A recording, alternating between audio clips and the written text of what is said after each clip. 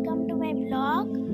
তো আমি উর্বশী, আর তোমাদেরকে জানাই দীপাবলির প্রীতি ও শুভেচ্ছা।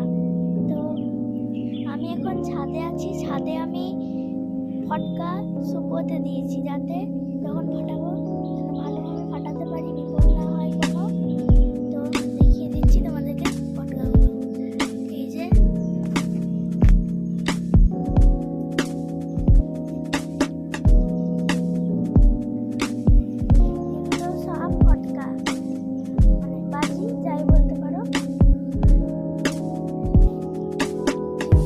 আছে 18টা। আর উপরে একটা চড়কি, চড়কিটা উল্টো করে রেখেছি, গোল মতো যেটা দেখছো ওটা উল্টো করে রেখেছি। তো দেখতেই পেলে আমি ফটকাগুলো শুকাতে দিয়েছি রোদে।